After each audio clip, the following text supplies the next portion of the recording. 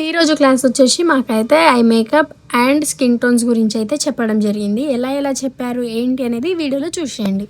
Skin టోన్లో కూడా difference ఉంటాయని నాకు ఇక్కడ వచ్చిన తర్వాతనే తెలుసు. ఏ స్కిన్ వాళ్ళకి ఏ ప్రోడక్ట్స్ వాడాలనేది ఈరోజు క్లియర్ కట్గా మెన్షన్ చేసి చెప్పారన్నమాట. ఈరోజు డ్రై స్కిన్ వాళ్ళకి ఏ ప్రోడక్ట్ వాడాలి, ఆయిలీ స్కిన్ వాళ్ళకి ఏ ప్రోడక్ట్ వాడాలి, నార్మల్ స్కిన్ వాళ్ళకి ఏ ప్రోడక్ట్ వాడాలి అనేది మాకు ప్రోడక్ట్తో సహా చూపించినారు. ఒక్కొక్క ప్రోడక్ట్ ఎంత నీట్గా చూపించారంటే మాకు అర్థమయ్యేటట్టు ప్రోడక్ట్ చూపిస్తే ఏంటంటే మా చేతులపైన రుద్దుకుంటే మాకు కూడా ఒక ఫీల్ ఉంటుంది కదా, అంటే ఈ ప్రోడక్ట్ ఇలా ఉంటుందా అని.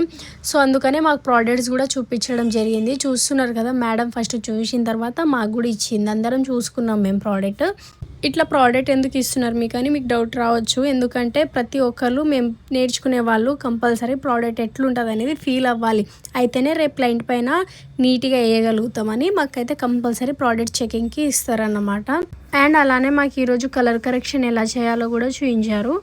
డార్క్ అండర్ ఐ ఉన్న వాళ్ళకి ఎట్లా తీసేయాలి ఏంటి అనేది కలర్ కరెక్షన్ చేసి మరీ యాక్టివ్ పింపుల్స్ అండ్ మనకి పింపుల్స్ వచ్చిన తర్వాత మచ్చలు ఉండిపోతాయి కదా, అవి మొండి మచ్చలు అవన్నీ ఎట్లా కరెక్షన్ చేయాలనేది క్లియర్ కట్గా చెప్పారు. అండ్ నెక్స్ట్ వచ్చేసి మాకు ఐ క్లాసెస్ కూడా చెప్పారు.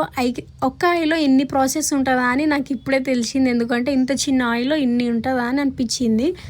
చూస్తున్నారు కదా గైస్, ఎంత డీటెయిల్గా చెప్పారో. ఈరోజు క్లాస్ అయితే ఇంతవరకే. ఇంకా మేము క్లాస్ అయిపోయిన తర్వాత పోతున్నాం బస్ స్టాప్కి. Bye guys, see you.